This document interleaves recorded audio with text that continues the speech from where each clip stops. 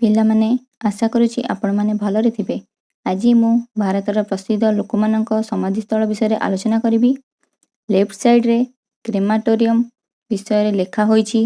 Right ସାଇଡ଼ରେ ପ୍ରସିଦ୍ଧ ଲୋକମାନଙ୍କ ନାମ ଗୁଡ଼ିକ ଲେଖା ହୋଇଛି, ଯେମିତିକି ଆପଣମାନେ ଏବେ ସ୍କ୍ରିନ୍ ଉପରେ ଦେଖିପାରୁଥିବେ।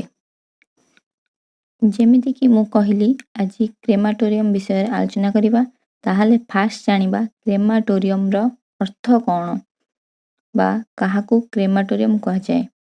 କ୍ରେମାଟୋରିୟମ୍କୁ ଓଡ଼ିଆରେ କ'ଣ କୁହାଯାଏ ସେଇଟା ଆଗ ଫାଷ୍ଟ ଜାଣିବା। କ୍ରେମାଟୋରିୟମ୍ର ଓଡ଼ିଆ ଅର୍ଥ ସମାଧିସ୍ଥଳ। ଯେଉଁମାନେ ଜାଣିନାହାନ୍ତି ଏଇଟା ସେମାନଙ୍କ ପାଇଁ ହିଁ କହିଛି, ଆଉ ଯେଉଁମାନେ ଜାଣିଛନ୍ତି ସେମାନେ ଅଲରେଡ଼ି ଏଇଟା ତ ଜାଣି ସାରିଛନ୍ତି, ସେ ୱାର୍ଡ଼ଟିକୁ ଦେଖିକି ସେମାନେ ଜାଣିଯାଇଥିବେ କି କ୍ରେମାଟୋରିୟମ୍ ଅର୍ଥଟା କ'ଣ। ସେମାନେ ଏଇଟାକୁ ଇଗ୍ନୋର କରିଦିଅନ୍ତୁ। କେବଳ ନ ଜାଣିଥିବା ପିଲାମାନଙ୍କ ପାଇଁ ହିଁ ମୁଁ ୟାର ଅର୍ଥଟା କହିଛି, ଠିକ୍ ଅଛି।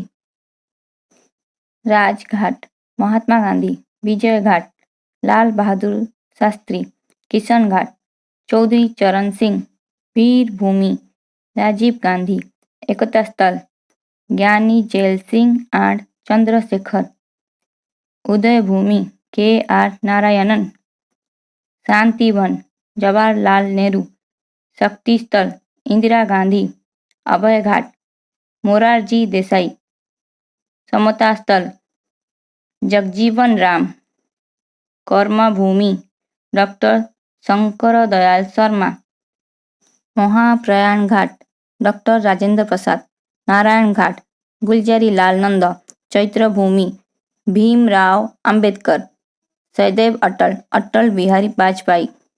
ଆଶା କରୁଛି ଆପଣମାନଙ୍କୁ ଏ ଭିଡ଼ିଓଟି ଭଲ ଲାଗିଥିବ। ମୁଁ ମୋ ତରଫରୁ ଚେଷ୍ଟା କରିବି ଆପଣମାନଙ୍କ ପାଇଁ ଆହୁରି କିଛି ନୂଆ ପ୍ରଶ୍ନ ଆଣିବା ପାଇଁ। ରହୁଛି, ଧନ୍ୟବାଦ।